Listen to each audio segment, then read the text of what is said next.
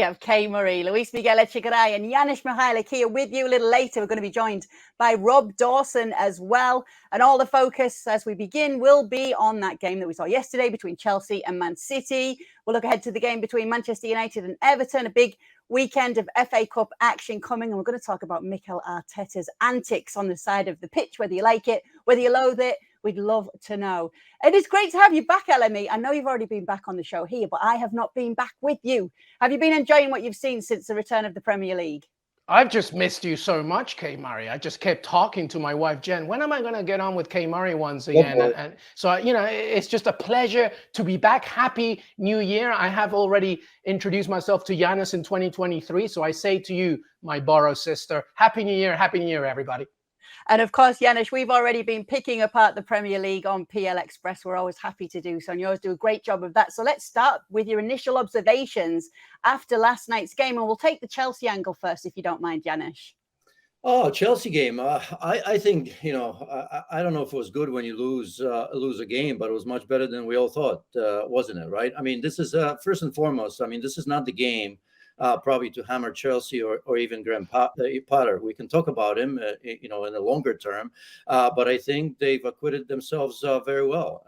Given the fact that Mason Mount obviously wasn't playing, which was I think last moment injury. Mason Mount's probably the most important player for Chelsea Football Club. I think. He's sort of Manchester City's De Bruyne. Again, I'm not comparing them 1-to-1, but sort of a role where he was missed. And then you have Sterling very early in the 5th minute and Christian Pulisic going out.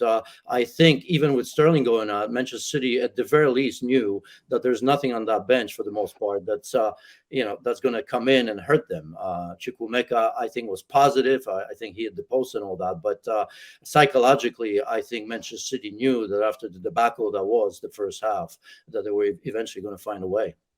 Yeah, I mostly agree with Janusz in regards to yesterday. I think it's very difficult to assess much of what Chelsea's going on through right now, Kay, regarding that game. Look, the facts are simple, right? Number one, the injuries, not just Mason Mount, but Raheem Sterling and Pulisic limped off in that game. They've already got a mountain of injuries from the Chelsea perspective. So Graham Potter really was struggling from an injury side. However, Man City were not great. And the worrying side for me was that Man City did not need to be great to win it. It took them more than 30 minutes to register their first shot. They were disjointed in the first half, even in the second as well. Granted, the injuries are a massive problem for Chelsea, and Potter continues to deal with them, but the facts are there. 10 is the number here, Kay. 10th position, 10 points away from Manchester United in a Champions League spot, 10 points above from Everton, who are in a relegation spot, and for a club that spent almost near 300 million euros in the summer, it's just not good enough. So it's going to be a very big issue for Chelsea and Potter. And, obviously I agree with Janusz. I don't think it's to say right now, look, get Potter out. But 10th for Chelsea, just not good enough. Yeah, he has absolutely got a personnel problem, and we'll get to that. We'll talk about some of the transfer targets for them. Obviously, we saw one of them up on the bench before this game in Benoit Badiashile. He was sat next to Todd Boehly, wasn't he, watching that game? But that's a defender. They need goals, and we'll get to that as well, Janusz. But one player that's divided opinion massively in this game has been Marc Cucurella. On the show last night, Xhaka thought he'd put in a shift. Craig Burley thought he'd been awful. Where did you stand on his performance? He was okay. I'm sure probably people went into look, Graham Potter felt that he didn't play well, right? He hooked him amongst other players. He did. I suppose he's been watching Ten Hag because he knew he had to make a statement. He made that with Oba, rightfully so. Substitute that was substituted in the game. He made a point with Cucurella, withdrew another player. I can't remember at the moment, but. In terms of Cucurella, probably the end product on that one goal, that's what made a decision. And although I think that goal was all on Kepa. Till this moment, I have zero idea what Kepa was thinking.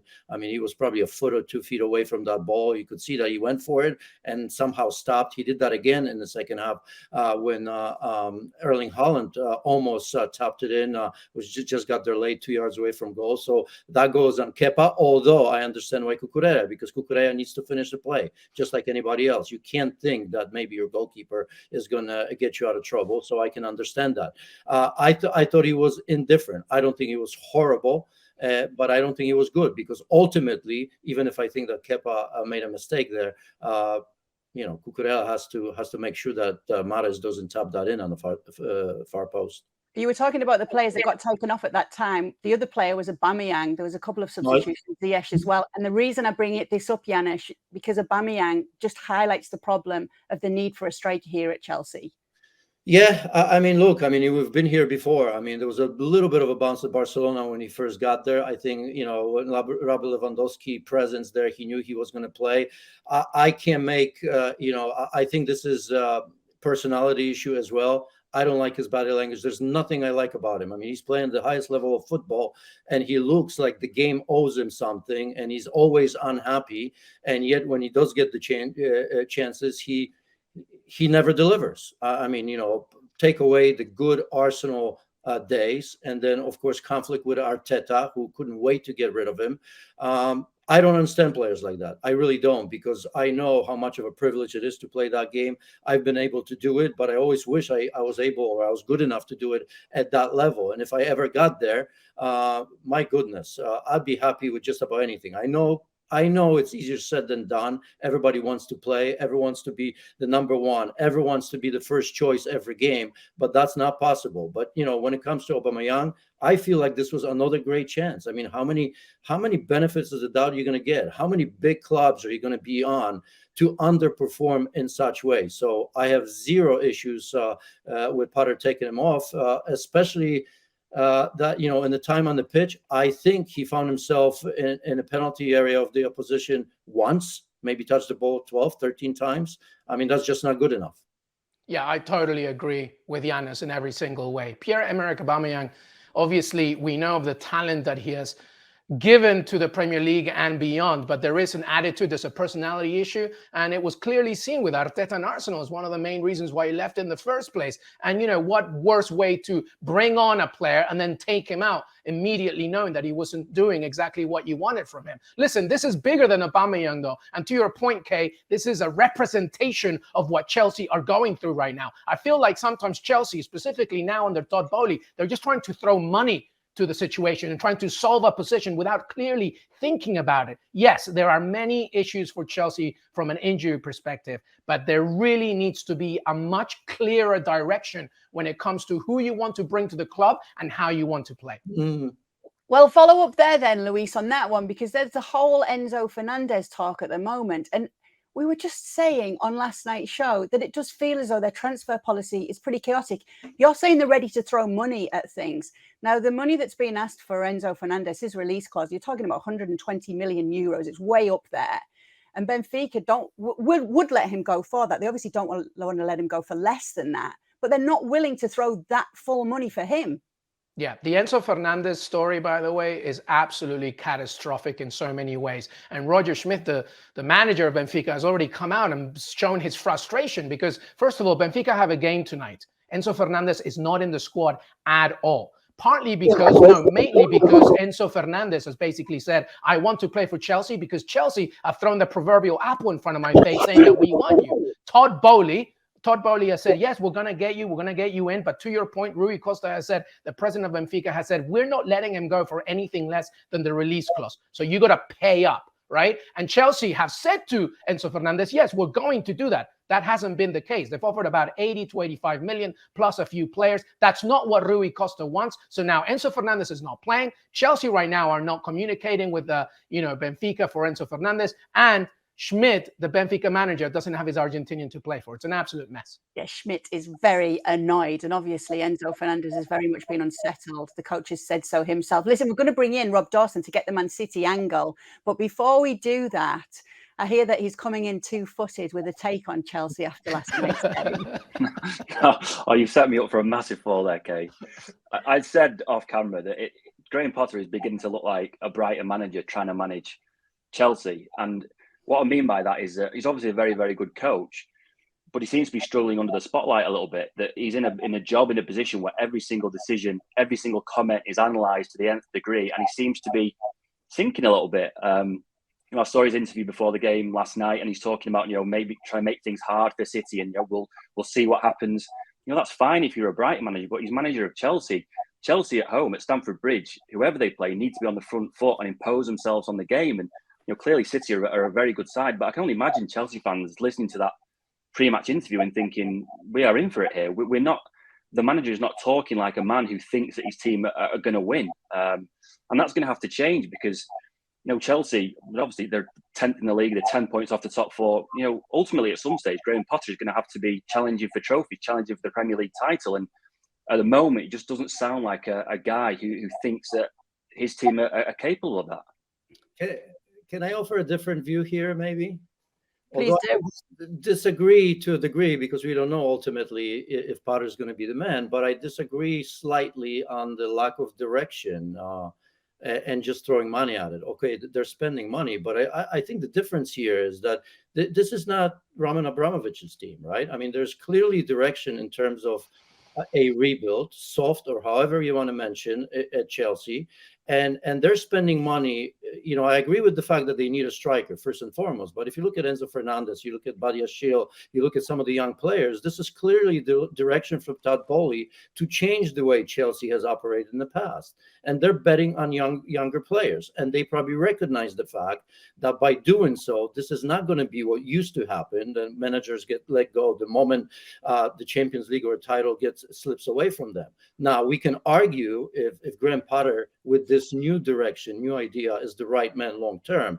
That I don't know, and I can perhaps agree to the fact that ultimately he may not be. But I think there is a direction. If not clear, we can see what sort of players they're looking at and trying to get for the future. So I think it may be baked in that there may be a season where they don't get to the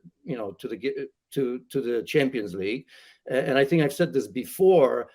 The future of Graham Potter is going to be decided in how he finishes this. If he does it, what Arteta did last season with Arsenal, where they finished fifth, I think it was the last game against Newcastle United where they didn't get in. But clearly, everybody saw progress under Arteta, even though we did in previous seasons, and we're all asking for Arteta to go. This, I think, in my opinion, is a similar situation with Graham Potter. Right now, the Champions League is mostly gone.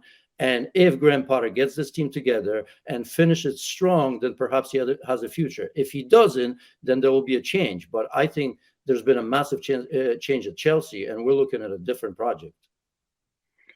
Yeah, I think it's interesting that ultimately we're looking at Chelsea through the lens of Roman Abramovich. In the past, if a manager went through a run of results like Graham Potter is, we would be expecting a statement from the club any minute saying that he'd been sacked.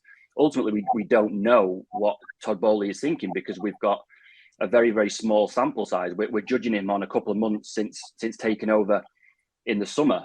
I agree that it looks like he's trying to, maybe build a younger squad, maybe going in a little bit of a different direction than they were used to under Roman Abramovich. But ultimately, Chelsea are about results.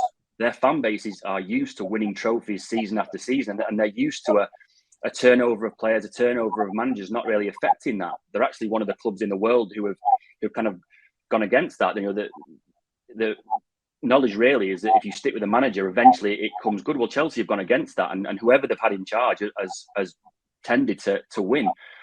We're kind of waiting to see what Todd Bowley does with this. Ultimately it will be his decision, and if he wants to stick with Graham Potter and build a young squad, then that will be for him. But the Chelsea fans are used to a turnover of managers, and they're used to a run of results like this ultimately costing managers their jobs. So it's one thing to have a change of direction at board level, with a different take on maybe how the squad is put together and the manager, but also the fan base are used to a certain level of success, and they may not be willing to accept that this is going to take time. And I think at the moment, Graham Potter, at the very, very least, has shown that he needs time to get the best out of this squad.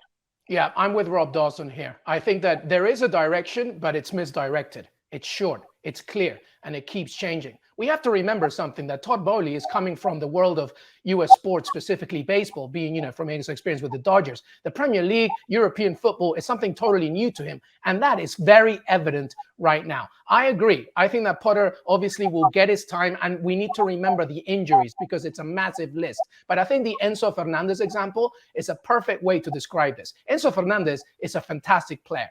but he's not a 120 million, let's buy him right now at 21 years old to solve everything. I think there should have been a clearer direction on where to go, specifically when you're spending almost 300 million in the summer. I agree. I think Chelsea and Potter will turn it around, but I think, just like Rob said, Chelsea fans want it now. And being 10th, only 10 points above Everton, who are in 18th, it's just not good enough.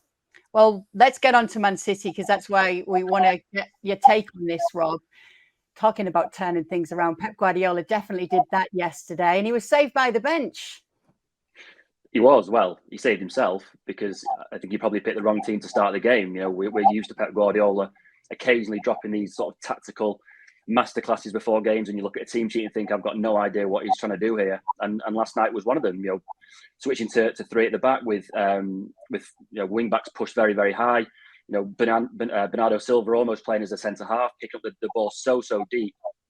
It didn't really work in the first half, but he was big enough to make two changes at half time. He went to a back four, changed to a system that we're more used to seeing him play with.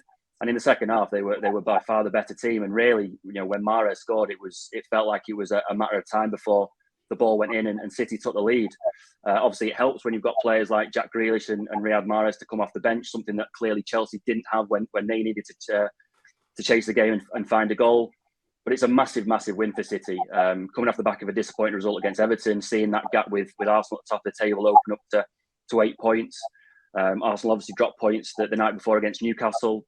City have gone to Chelsea, won, and the gap is now 5 points, and it looks an awful lot more manageable. And you have to say right now, even though the gap is still 5 points with Arsenal at the top of the league, that City are very, very much favourites at this point in time to win the Premier League title. Did what you see last night, Yanis, show you a title-winning team, Manchester City? No, it's even scarier because they, as Rafa said, I mean, they haven't played well. Let's not forget. I'm not even looking at Bournemouth or Leeds United, but just before the World Cup, right? I mean, lost at home to Brentford, and Arsenal were just playing, great. And I think that this Manchester City, that's nowhere near their best, which we've seen throughout the game. Really, mistakes were made. That's obviously, I'll get back to it in a second. But you just get a feeling that eventually, when everybody comes good, it's going to be the same old Manchester City, because he was quite right. João Cancelo obviously is not at his best. We saw that in the World Cup. Didn't play a lot. If you look at even the likes of Kyle Walker, I mean, nothing special. Although against Mbappe, I thought he was pretty good. But there are a number of players that have been underperforming, and Phil Foden's one of them. Even though I said, I think yesterday on the show, that he's much better than Jack Grealish. It was Jack Grealish that came in the second half, and now he's got 3 important assists in the last 3 games as well. So that's how I look at teams, especially like Manchester City. But when Pep Guardiola, I mean, Rob is right. I mean, it's a great thing that at the very least he admitted his mistakes, because sometimes he outcoaches himself. And I think we're looking at him as this genius that he is, I think. But he threw something against the wall yesterday and thought it was going to stick for no other reason. I don't want to say I'm convinced of that, but I just looked at that and said to myself, this is really impossible.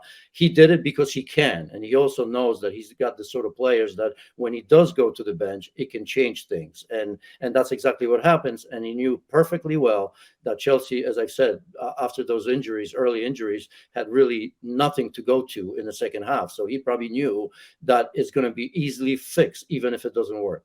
Yeah, he made a quick switch straight away, didn't he, Luis, when it came to the second half, and bringing Rico Lewis and Manuel Akanji in? Yeah, Rico Lewis was unbelievable, I thought. He was fantastic. And I think it says a lot for a Man City side to be disjointed. As we said earlier, not being able to register a shot till after plus 30 minutes. They looked a little bit uncomfortable regardless of what Chelsea were trying to do or trying not to do. And when you have a player like Rico Lewis, an 18-year-old who can come in and really help a lot, then that says a lot for Pep Guardiola's squad. It's not just always about the likes of Phil Foden or Jack Grealish, Riyad Mahrez, even though they were instrumental in that game. I think the substitution changes, specifically somebody like Rico, was fantastic. And that's very good news for Man City, a Man City side who can still win despite not playing that well. Thank you very much for watching ESPN FC on YouTube. For more highlights, analysis, and exclusive content, be sure to subscribe.